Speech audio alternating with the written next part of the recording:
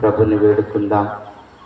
మన విచారణలో పనిచేస్తున్న సిస్టర్స్ని, ప్రత్యేకంగా మన మధ్యకు వచ్చిన సిస్టర్స్ని, మన ఉపాధ్యాయ ఉపదేశులను, సంఘ పెద్దలను, మరి ఇతర సభ్యులను, చిన్నారి బిడ్డలను, యువకులను, వృద్ధులను, దీక్షపరులను అందరినీ కూడా ఈ బలిపీఠం చెంత ప్రభువుకు సమర్పించుకుంటూ అసహ్యాన్ని కలిగించుచున్నది. అందుకే మీరు ప్రార్థన చేసినప్పుడు నేను మీ ప్రార్థనలను ఆలకించలేకపోతున్నా. కనుక మీ పాపములను విడనాడండి. మీ పాపములు సింధూరము వలె ఎర్రగా ఉన్నను, కెంపు వలె ఉన్నను, నేను మిమ్మలను శుద్ధి చేస్తాను. కనుక మీరు విరిగి నలిగిన హృదయముతో, పశ్చాత్తాపముతో మీరు నా చెంతకు మరలి రండి. మీ పాపములను కడుగుకొనండి, మీ పాపముల నుండి వైదొలగండి, చెడ్డను విడనాడండి. అప్పుడు నేను మీ ప్రార్థనలు ఆలకిస్తాను, మీరు అర్పించేటువంటి బలులను నేను అంగీకరిస్తాను, స్వీకరిస్తానని ప్రభు ఈరోజు వాక్యంలో మనకు తెలియజేస్తూ ఉన్నారు. కాబట్టి ఈ పూజను మనందరం కూడా సమర్పించడానికి సిద్ధపడుతున్నాం. ఈ దివ్య బలి పూజను, పవిత్రమైన ఆ క్రీస్తు అర్పించినటువంటి ఆ శిలువ బలియాగాన్ని మనందరం కూడా సమర్పించడానికి సిద్ధపడుతూ ఉన్నాం. మనందరం కూడా అయోగ్యులం, మనందరం కూడా పాపాత్ములం, మనందరం కూడా బలహీనులం. కానీ ఆ క్రీస్తు ప్రభు యొక్క శిలువ బలి ద్వారా మనలను శుద్ధి చేస్తూ ఉన్నాడు. ఆయన పవిత్ర రక్తముతో మనలను కడుగుతూ ఉన్నాడు. మరి మనందరం కూడా ఆ పాపము నుండి వైదొలగటానికి, మనలో ఉన్నటువంటి చెడ్డ నుండి మనం బయటకు రావటానికి మనందరం కూడా సిద్ధంగా ఉన్నామా లేదనేది మనందరం కూడా వ్యక్తిగతంగా ఆత్మ పరిశీలన చేసుకుందాం. ఈ పవిత్రమైన పూజలో మరొకసారి మన పాపములను ఒప్పుకుంటూ, ప్రభు మమ్మలను క్షమించుము. దావీదు భక్తుడు ప్రార్థన చేస్తాడు.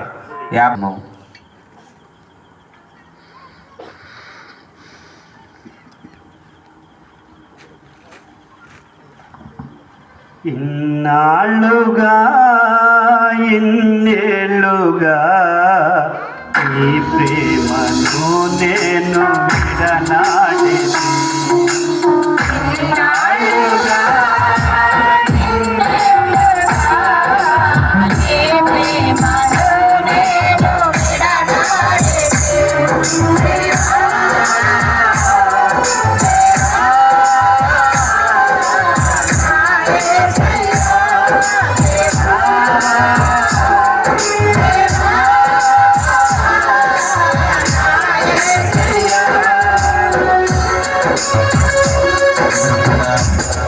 మనస్తాపపడుగా, మారు మనసుతో, విరిగి నలిగిన హృదయంతో, పశ్చాత్తాప మనసుతో ఆ ప్రభు ప్రేమకు లోహముగా, తోటి వారిగా, సోదర ప్రేమలుగా, లోహముగా చేసిన పాపములను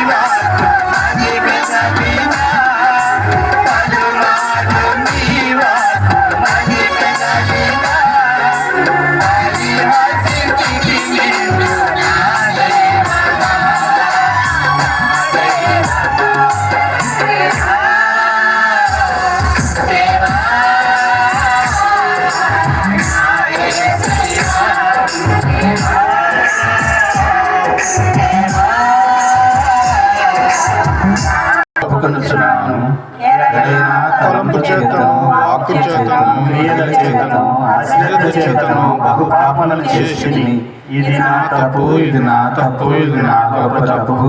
అందుచేత నిత్య కన్యకైన పరిశుద్ధ మరియ మాతను సకల దూతలను పునీతులను సహోదరి సహోదరులారా మిమ్మును నా కొరకు నా ప్రభు అయిన సర్వేశ్వరుని ప్రార్థింపవలనని ప్రతిమాలుకొనుచున్నాము.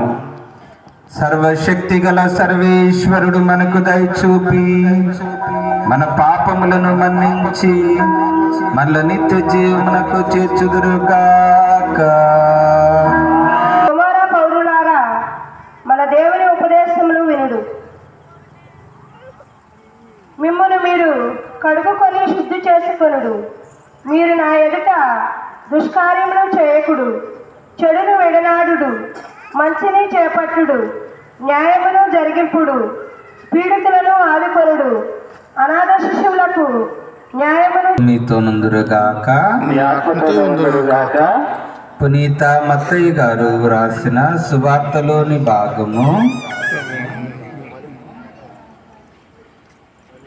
23వ అధ్యాయము 1వ వచనం నుండి 12వ వచనం వరకు. మత్తయి సువార్త 23వ అధ్యాయము 1వ వచనం నుండి 12వ వచనం వరకు. యేసు జనసమూహములతోనూ తన శిష్యులతోనూ ఇట్లనెను, ధర్మశాస్త్ర బోధకులను పరిసయ్యులను మోషే ధర్మాశ్రమున కూర్చుని ఉన్నారు. కాబట్టి వారి క్రియలను గాక వారి ఉపదేశములను అనుసరించి పాటింపుడు. ఏలయనా వారు బోధించినది వారే ఆచరింపరు. వారు మోయ సాధ్యము కాని భారములను ప్రజల భుజములపై మోపుదురే కానీ ఆ భారములను మోయి వారికి సాయపడుటకు తమ చిటికెన వ్రేలనైనను కదపరు. తమ పనులెల్లా ప్రజలు చూచుటకై చేయుదురు. ధర్మసూత్రములను వారు మైదాన్పులుగా ధరింతురు. అంగే అంచులను పొడవు చేసుకొందురు. విందుల యందు అగ్రస్థానములను ప్రార్థనా మందిరముల యందు ప్రధానాసనములను కాంక్షింతురు. అంగడి వీధులలో వారు వందనములు అందుకునుటకును బోధకుడా ని పిలిపించుకునుటకును తహతహలాడుదురు. మీరు బోధకులు అని పిలిపించుకునవలదు. ఏలైనా మీకు బోధకుడు ఒక్కడే, మీరందరూ సోదరులు. ఈ లోకమున మీరు ఎవరిని గాని తండ్రి అని సంబోధింపవలదు. మీ తండ్రి ఒక్కడే, ఆయన పరలోకమందున్నాడు. మీరు గురువులు అని పిలిపించుకునవలదు. ఏలైనా క్రీస్తు ఒక్కడే మీ గురువు. మీ అందరిలో గొప్పవాడు మీకు సేవకుడై ఉండవలెను.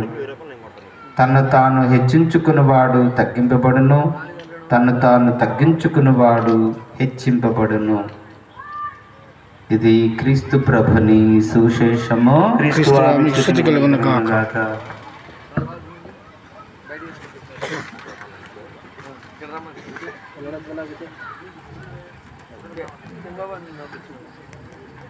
Praise the Lord. Praise the Lord. Praise the Lord. Praise the Lord. Praise the Lord. Praise the Lord. Praise the Lord. తండ్రి వందనం. తండ్రి వందనం. తండ్రి స్తోత్రం. తండ్రి స్తోత్రం. యేసయ్యా వందనం. యేసయ్యా వందనం. యేసయ్యా స్తోత్రం. యేసయ్యా స్తోత్రం. ఆత్మదేవ వందనం. ఆత్మదేవ వందనం. ఆత్మదేవ స్తోత్రం. ఆత్మదేవ స్తోత్రం. త్రియేక దేవ వందనం. త్రియేక దేవ వందనం. ఏకదేవ స్తోత్రం. త్రియేక దేవ స్తోత్రం. Praise the Lord. Praise the Lord. Praise the Lord. Praise the Lord. Praise the Lord. Praise the Lord. Praise the Lord. Praise the Lord. క్రీస్తునాథుని యందు ప్రియమైన సహోదరి సహోదరులారా, దేవుని బిడ్డలారా, ఈరోజు మనందరం కూడా తపస్సు కాల ప్రయాణంలో భాగంగా మన విచారణలోని తాళ్ళమూడు గ్రామానికి చేరుకున్నాం. ఇప్పటి వరకు పరిశుద్ధ శిలువ మార్గ ధ్యానము, ప్రభు యొక్క రక్షణాయుతమైనటువంటి శిలువ శ్రమలను మనం ధ్యానం చేసుకున్నాం. ఇప్పుడు ఈ పవిత్రమైన దివ్య బలి పూజను మనం సమర్పించుకుంటున్నాం. ఈనాటి పరిశుద్ధ గ్రంథ పఠనాల ద్వారా దేవుడు మనందరినీ కూడా హెచ్చరిస్తూ ఉన్నాడు. అలాగే మనం ఏ విధంగా నడుచుకోవాలి, ఈ లోకంలో జీవించాలి అనేటువంటి విధానాన్ని కూడా ప్రభు మనకు నేర్పుతూ ఉన్నాడు. మనందరం కూడా దేవుని చేత సృజింపబడిన వాళ్ళం. దేవుని ప్రతిరూపులం మనందరము. దేవుడు మనిషిని తన పోలికగా సృష్టించాడు. తన ఆత్మను, జీవాన్ని మనకు ఇచ్చాడు. మనందరం కూడా దేవుని పోలికగా సృజింపబడ్డాం. మన చేత మనము దేవుని పోలినటువంటి వారంగా ఉండి దేవుని యొక్క మనస్తత్వాన్ని తెలుసుకుని ఆయనకు తగిన బిడ్డలుగా జీవించాలన్నది దేవుని కోరిక. మరి మనందరం తపస్కాలాన్ని ప్రారంభించిన దగ్గర నుండి దేవుని యొక్క మనస్తత్వం ఎలాంటిది అనేది మన వాక్య రూపంలో వింటూ ఉన్నాం.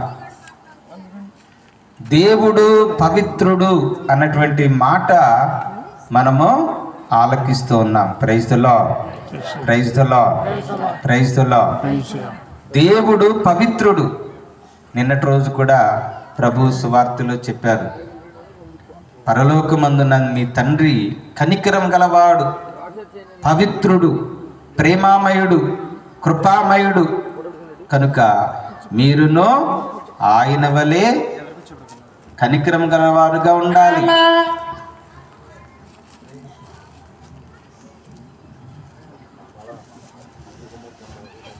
Praise the Lord, praise the Lord, praise the lord.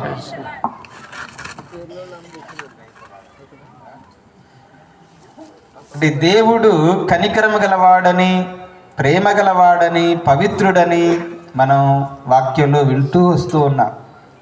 అది దేవుని యొక్క మనస్సు. దేవుని యొక్క మనస్తత్వం, వ్యక్తిత్వం ప్రేమ, కనికరము చూపటం, దయ చూపటం. ఈ ప్రేమ కనికరం వలన దేవుడు పవిత్రుడుగా మనకు కనబడుతున్నాడు.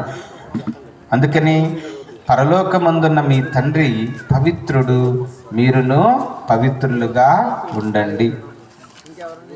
కాబట్టి ప్రేమైన దేవుని బిడ్డలారా, ఈ తపస్కాలం అంతా కూడా దేవుని యొక్క పవిత్రతను గురించి, దేవుని యొక్క మనస్తత్వాన్ని గురించి మనందరం కూడా ధ్యానం చేస్తున్నాం.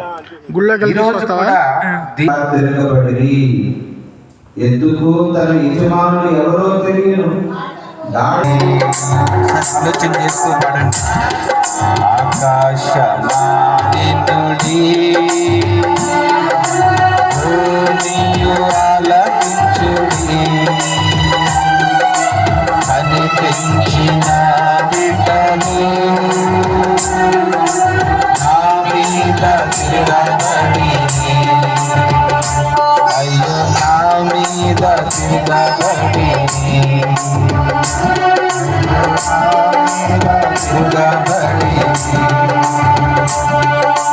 పశువులు యజమానుని,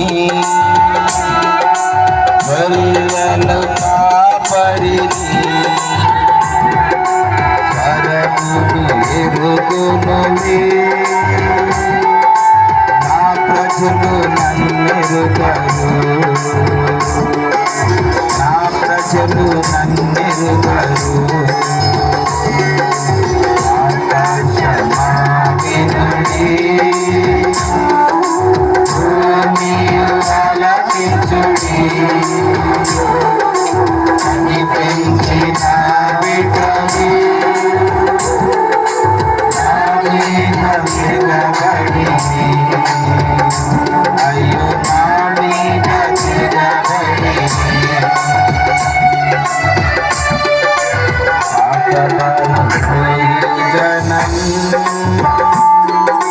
దుష్టవర్తన బిడ్డలు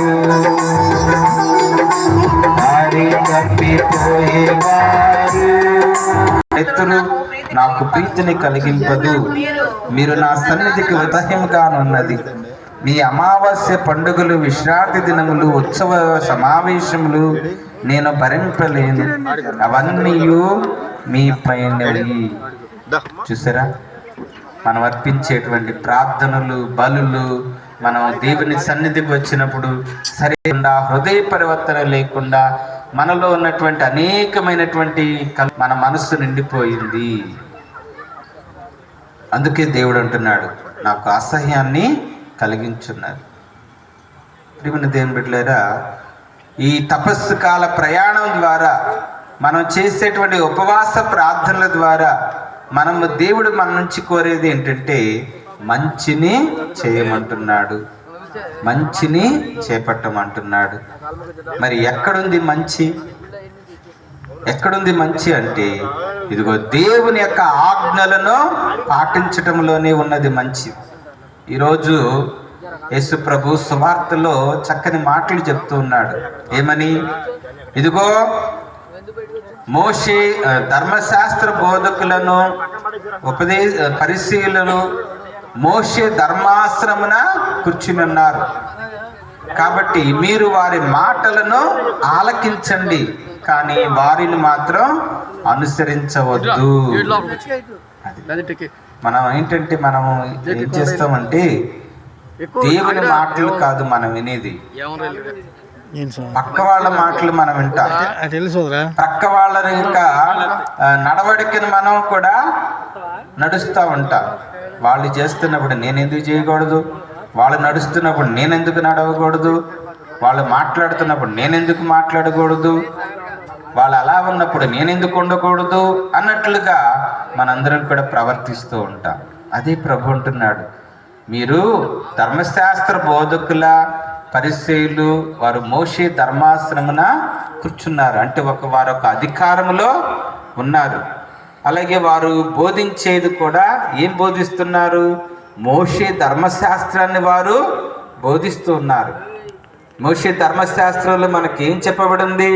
10 ఆజ్ఞలు మనకు చెప్పబడ్డాయి. మోషే ద్వారా దేవుడు మనకు 10 ఆజ్ఞలు ఇచ్చాడు. కనుక ఈ ధర్మశాస్త్ర బోధకులు పరిసయ్యులు వారు మీకు ఉపదేశం చేసేటువంటి ఆ ధర్మశాస్త్రాన్ని మీరు ఆలకించండి, కానీ వారి నడవడికను మీరు అనుసరించవద్దు. ఎందుకని? ఆ ధర్మశాస్త్ర బోధకుల్ని పరిసయ్యుల్ని ప్రభు విమర్శిస్తూ ఉన్నాడు. ఏమని? ఇదిగో వారు చెప్పే మాటలు వారే ఆచరింపరు. మనందరం కూడా చేసేది అదే. కొన్నిసార్లు మనం ఎన్నో మాటలు చెప్తాం, కానీ మన వరకు వచ్చే వరకు మనం వాటిని ఆచరింపం. గురువులు కూడా అర్థమవుతుందా? అలాగే మోయ సాధ్యము కాని భారములను ప్రజల మీద మోపుతూ ఉన్నారు. సాయం చేయటానికి వారు చిటికన వ్రేలనైనను కదపటలేదు. కాబట్టి మీరు వారిని అనుసరించవద్దు, కానీ వారు బోధించే బోధను అనగా ధర్మశాస్త్రాన్ని మీరు ఆలకించండి, అనుసరించండి అని ప్రభువు మనకు తెలియజేస్తూ ఉన్నాడు. Praise the Lord, praise the Lord, praise the Lord. కాబట్టి ప్రియమైన దేవుని బిడ్డలారా, మనము ఆలకించవలసింది దేవుని మాటలు, మనుషుల మాటలు కాదు. అలాగే మనం అనుసరించవలసింది క్రీస్తును మనం అనుసరించాలి. దేవుడు మనకు చూపించే ఆ రక్షణ మార్గాన్ని మనం అనుసరించాలి తప్ప మనుషులు నడిచే నడతను మనం చూసి అనుసరించడం కాదు. అర్థమవుతుందా? కాబట్టి అంటే ఇక్కడ ఏంటి? నీకు దేవునికి మధ్య ఆ నిబంధన అనేది ఉండాలి, ఒప్పందం అనేది అమలులో ఉండాలి. అనగా దేవుడు నీకు చెప్పే బోధ, ఆ నిబంధన, ఆ ధర్మశాస్త్ర నిబంధనను నీవు వ్యక్తిగతంగా స్వీకరించి అనుసరించి దేవునికి నీకు మధ్య ఆ పవిత్రత అనేది, ఆ ఆధ్యాత్మిక బంధం అనేది నీకు దేవునికి మధ్య ఉండాలి. దాన్ని మనం దృఢపరుచుకోవాలి. నువ్వు దేవుని అర్థం చేసుకుని, దేవుని మనసును అర్థం చేసుకుని అనుసరించే విధంగా ఉండాలి, వ్యక్తిగతంగా.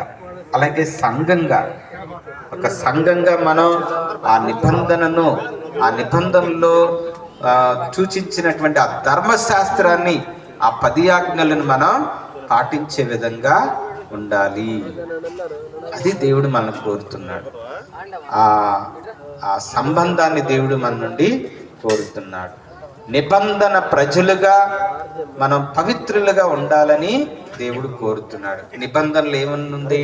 మీరు నా ఆజ్ఞలను పాటించినట్లయితే మీరు పవిత్రులు అవుతారు. ఇది దేవుడు సూచించినటువంటి మార్గం. Praise the Lord, praise the Lord, praise the Lord, praise the Lord, praise the Lord. కాబట్టి ఇక్కడ దేవుడు ఆ నిబంధన ద్వారా, నిబంధన అంటే ఏంటి? ధర్మశాస్త్రం, 10 ఆజ్ఞలు.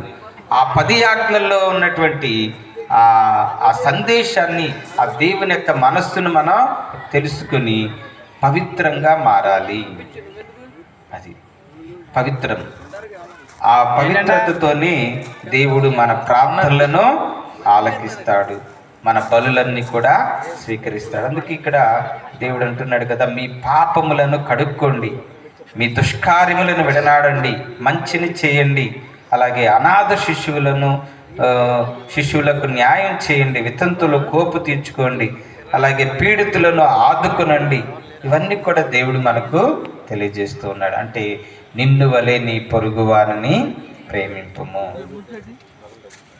అప్పుడే మన ఆరాధన, మన ప్రార్థనలు, మన పుణ్యకార్యాలు, మన ఉపవాసము ఇవన్నీ కూడా దేవునికి సంప్రీతిని కలిగించును, సంప్రీతిని కలిగిస్తాయి. కాబట్టి ప్రియమైన దేవుని బిడ్డలారా, ఇక్కడ యాకోబు పత్రిక, యాకోబు గారి, పునీత యాకోబు గారి లేఖ 2వ అధ్యాయము 21వ వచనం చదవండి.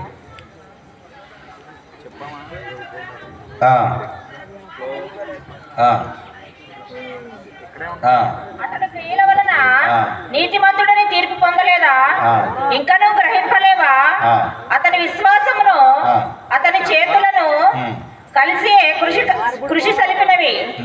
అతని విశ్వాసము అతని చేతుల ద్వారా పరిపూర్ణత నొందినది. చాలు. చూసారా, ఇక్కడ మనం అందరం కూడా దేవుణ్ణి విశ్వసిస్తూ ఉన్నాం, దేవుని ప్రేమిస్తూ ఉన్నాం.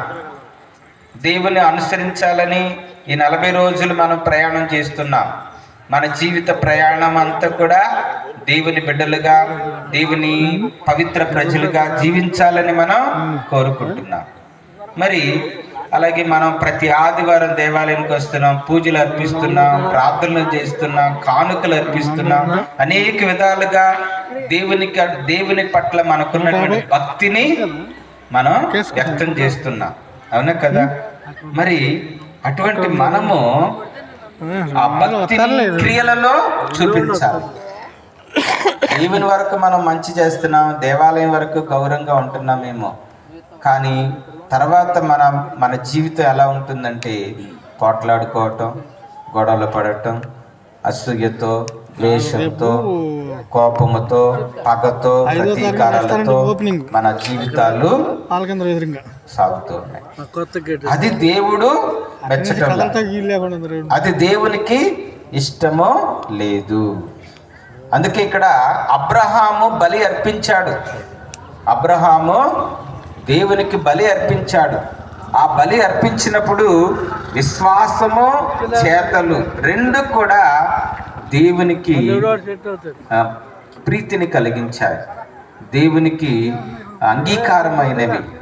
అలాగే మనం కూడా మన భక్తి, మన యొక్క పూజ, మన యొక్క కార్యములు, మన చేతలు అన్నీ కూడా దేవునికి ప్రీతిని కలిగించాలి. అందుకే ఇక్కడ సువార్తలో యేసు ప్రభు ధర్మశాస్త్ర బోధకుల్ని, పరిసయ్యుల్ని హెచ్చరిస్తూ ఉన్నాడు, వారిని విమర్శిస్తూ ఉన్నాడు.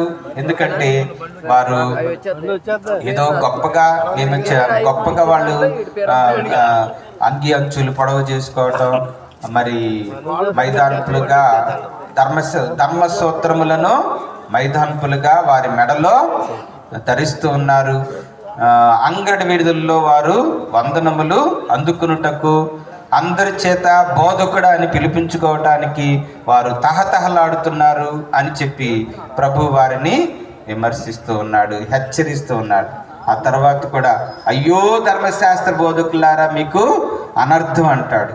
అయ్యో మరి పరిసయ్యులారా మీకు అనర్థము అని వారిని హెచ్చరిస్తూ ఉంటున్నాడు యేసయ్య. Praise the Lord, praise the lord.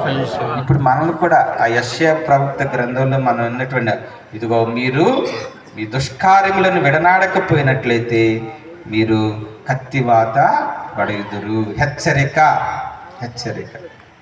కాబట్టి ప్రియమైన దేవుని బిడ్డలారా, ఈ పరిసయ్యులు ధర్మశాస్త్ర బోధకులు విశ్వాసములో అంటే దేవుడంటే భక్తితో ఉన్నారు, కానీ వారి యొక్క క్రియలు మాత్రం భిన్నంగా ఉన్నవి. అలాగే మనం సువార్తలో చదువుతాం, మంచి సమరయుడు ఉపమానం అప్పుడు అక్కడ ఏం జరుగుద్ది? అతడు గాయములతో కొనవైపుల్లో ఉన్నాడు. ఆ తర్వాత అర్చకుడు వచ్చాడు, చూసి చూడనట్లుగా పక్కకి తొలగిపోయాడు. తర్వాత లేవీయుడు వచ్చాడు, అతడు కూడా ఏమి పట్టించుకోకుండా తన దారిని తాను వెళ్ళిపోయాడు. ఆ తర్వాత సమరయుడు వచ్చాడు, ఇదిగో బాధలో కష్టములో కొనవైపురుతో ఉన్నటువంటి అతనికి సహాయం చేశాడు. తర్వాత అతనికి పరిచర్య చేశాడు అని చెప్పి మన వాక్యంలో వింటాం. ప్రభు ఏమన్నాడు? నీవును వెళ్ళి అటులనే చేయుము. కాబట్టి ఇక్కడ ప్రభు యొక్క మనస్తత్వం, దేవుని యొక్క మనస్తత్వం ఏంటంటే మన పూజలు క్రియారూపము దాల్చాలి. మన యొక్క విశ్వాసము చేతల్లో నిరూపించబడాలి. అంటే మన మధ్య ఉన్నటువంటి పేద సాధులకు సహాయం చేయటం, నిన్ను వలె నీ పొరుగు వారిని ప్రేమించటం. యోహాను గారు రాసిన మొదటి లేఖ 1వ అధ్యాయము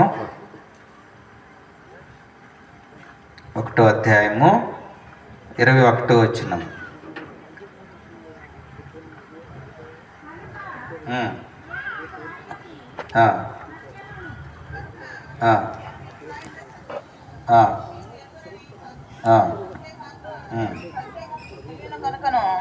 సత్యము నుండి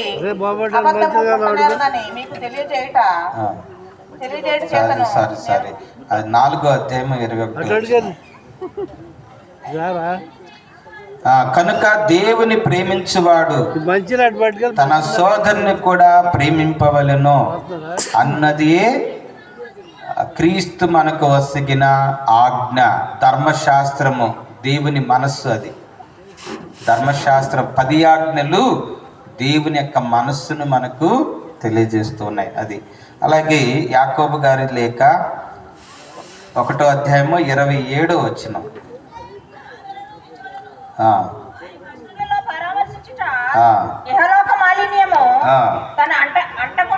అంటకుండా తను తాను కాపాడుకొనుట అనునవియే పితయగు దేవుని దృష్టిలో స్వచ్ఛమును నిర్మలమును అను దైవ భక్తి. ఇది అవే దేవుని భక్తి. దేవుడు మన నుండి కోరుతున్నటువంటి దైవ భక్తి. మీలో ఎవడైనను తాను దైవ భక్తి కలవాడనని అనుకునుచు తన నాలుకను అదుపులో ఉంచుకున్నచో వాని దైవ భక్తి వ్యర్థము. అట్టివాడు ఆత్మవంచన చేసుకున్నట్లే. అది 26వ వచనం. మనందరం కూడా దైవభక్తి, దేవుడంటే నాకు భక్తి, విశ్వాసము, ప్రేమ అని మనం చెప్పుకుంటూ నాలుకను అదుపులో ఉంచుకో. నోరు తెరిస్తే దుర్భాషలు, నోరు తెరిస్తే పరదోషణ, నోరు తెరిస్తే ఇతరులను అవమానపరచడం, నోరు తెరిస్తే ఇతరులను కించపరచడం, తక్కువ చేయటం, నోరు తెరిస్తే అందరినీ ఆడిపోసుకోవటం. ఇదే మనం చేసేది. అది నిజమైన దైవభక్తి అనిపించదు. నిజమైన దైవభక్తి అనిపించదు. నిజమైన దైవభక్తి ఏంటంటే ఇదిగో నిన్ను వలె నీ పొరుగు వారిని ప్రేమించటం, లోక మలినము సోకకుండా నిన్ను నీవు కాపాడుకోవటం, అనాథలను విధవరాండ్లను కష్టములో నున్నవారిని పరామర్శించటం, ఇది నిజమైన దైవభక్తి. ఇది దేవుడు మన నుంచి కోరుకునేది. ఈరోజు మొదటి పట్టణంలో కూడా అదే ప్రభు మనకు తెలియజేస్తున్నాడు. కాబట్టి మీ పాపములు ఎర్రగా ఉన్నను అవి తెల్లగా మంచు వలె అవుతాయి. మీ కెంపు వలె ఎర్రగా ఉన్నను అవి తెల్లనవుతాయి. ఎప్పుడు మన పాపములు ఎప్పుడు తెల్లగా అవుతాయి చెప్పండి? పాపములు ఒప్పుకున్నప్పుడు. మన పాపములు ఎప్పుడు కడగబడతాయి, ఇప్పుడు తెల్లగా అవుతాయి. దేవుడు అంటున్నాడు, ఎప్పుడు, ఏ విధంగా?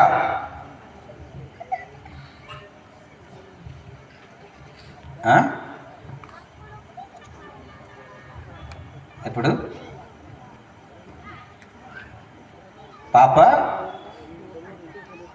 పాప సంగీతం, సరే అది వేరే విషయం. ఇంకా ఆయన ఎందుకు భయభక్తులు కలిగి ఉండటం, పుణ్యకార్యములు చేసినప్పుడు నీ పుణ్యము నీ పాపమును కప్పిపెడుతుంది. సామెతల గ్రంథంలో మనం చదువుతాం. ఆ వాక్యం నాకు కరెక్ట్గా గుర్తు రావట్లా. అలాగే లేఖనంలో కూడా ఆ తోబీతు గ్రంథంలో మనం చదువుతాం. తోబీతు గ్రంథము. తోబీతు చాలా భక్తిమంతుడు. తోబీతు ఆ భక్తుడు అంటాడు కదా, నీ పుణ్యకార్యము నీ పాపమును కప్పిపెడుతుంది. నీవు చేసే పుణ్యకార్యాలు, ఇతరుల పట్ల నీవు చేసేటువంటి మంచి కార్యాలు నీ పాపములను కడిగివేస్తుంది, నీ పాపమును కప్పిపెడుతుంది. Praise the Lord, praise the Lord, praise the Lord. అందుకని తోబీతు గ్రంథము కుటుంబ జీవితానికి చక్కని ఆదర్శం అన్నమాట. అందుకే మీరు తోబీతు గ్రంథం చదవండి. భర్త ఎలా ఉండాలి, భార్య ఎలా ఉండాలి, కుటుంబంలో ఉన్నటువంటి సంబంధ బాంధవ్యాలు ఎలా ఉండాలి, అలాగే ఒక కుటుంబముగా మీరు దేవుని యందు ఎలా భయభక్తులు కలిగి జీవించాలి, అలాగే కుటుంబ సభ్యులుగా మీరు ఏ విధమైనటువంటి సమాజంలో పుణ్యకార్యాలు చేయాలి, ఆ పుణ్యకార్యాల వలన మీ పాపములు ఎలా కడగబడతాయో, మీ పాపములు ఎలా శుద్ధి చేయబడతాయో, అలాగే మీ పాపములు ఎలా కప్పిపడతాయో అక్కడ మనకు తెలియజేస్తుంది. కాబట్టి నీ పుణ్యకార్యాలు నీ పాపములను కడిగివేస్తుంది, నీ పాపముల నుండి కప్పిపడుతుంది. కాబట్టి దేవుడు మన నుంచి కోరేది అది. కడుక్కోండి అంటున్నాడు దేవుడు. నీ పాపముల నుండి మీరు కడగండి. మీరు నాకు విధేయులు కండి అంటున్నాడు. మీరు నాకు విధేయుల కుదిరేని భూమి నుండి పండు మేలి పదార్థములను భుజింతురు, కానీ నన్ను తిరస్కరించి నా మీద తిరుగుబడుదురేని మీరు కత్తివాత బడుదురు అని దేవుని యొక్క వాక్యం మనకు తెలియజేస్తుంది. తిరగబడటం, ఇక్కడ తిరగబడటం అంటే దేవుని మీద మనం ఎలా తిరగబడతామని అనుకుంటున్నారా? తిరగబడటం అంటే దేవుని మీద మనం ఎలా తిరగబడుతున్నాం అనుకుంటున్నారా? ఇక్కడ తిరగబడటం అంటే మన తోటి వారి మీద దౌర్జన్యం చేయటమే. ఎందుకని మన తోటి వారి మీద దౌర్జన్యం చేయటం, మన తోటి వారి మీద తిరగబడటం దేవుని మీద తిరగబడినట్లే, దేవుని మీద తిరగబడినట్లే. ఎందుకని మనందరం కూడా దేవుని యొక్క ప్రతిరూపములుగా సృజించబడ్డాం. దేవుని యొక్క రూపములో ప్రతి ఒక్కరూ కూడా సృజించబడ్డాం. అలాగే దేవుని యొక్క ఆత్మ ప్రతి ఒక్కరిలో ఉన్నది. దేవుని యొక్క జీవము, ప్రాణము మనలో ఉంది. అంటే మనందరం కూడా దేవుని ప్రతిరూపం, దేవుని పోలిక మనం. మరి నేను నీ మీద తిరగబడ్డాను అనుకో, దేవుని మీద తిరగబడినట్లే. అందుకే యేసు ప్రభు ఏమన్నాడు? తుది తీర్పు రోజు ఏమన్నాడు దేవుడు చెప్పండి? పద్మ చెప్పు. తుది తీర్పు రోజు ఏమన్నాడు దేవుడు? ఏమంటాడు? రూప బాగా చెప్తుంది. నేను ఆకలిగా ఉన్నప్పుడు నీవు నాకు అన్నం పెట్టావు, దాహంగా ఉన్నప్పుడు నీరిచ్చావు, వస్త్రహీనుడిగా ఉన్నప్పుడు వస్త్రమునిచ్చావు, రోగిగా ఉన్నప్పుడు పరామర్శించావు. ఈ విధంగా చెప్తూ ఉన్నాడు యేసు ప్రభు. దేవుడు చెప్తూ ఏమన్నాడు? వాళ్ళు అడుగుతారు, మేము ఎప్పుడు ఇచ్చామయ్యా ఇవన్నీ నీకు, ఎప్పుడు చేశాము అన్నప్పుడు ప్రభు ఏమన్నాడు? ఈ నా సోదరుల్లో అత్యల్పుడైన వానికి ఏ ఒక్కనికి మీరు చేసినప్పుడు అవి నాకు చేసితిరి, అవి నాకు చేసితిరి. అంటే ఇక్కడ మనం మన తోటి వారికి మంచి చేసినప్పుడు అది దేవునికి చేసిందవుతుంది. ఒకవేళ మనం మన తోటి వారికి ద్రోహం చేసినప్పుడు అది దేవునికి ద్రోహం చేసినట్లు అవుతుంది, దేవుని మీద తిరగబడినట్లు అవుతుంది. Praise the Lord, praise the Lord, praise the Lord. అందుకని ఎప్పుడు కూడా మనం మన తోటి వారికి ద్రోహం చేయకూడదు.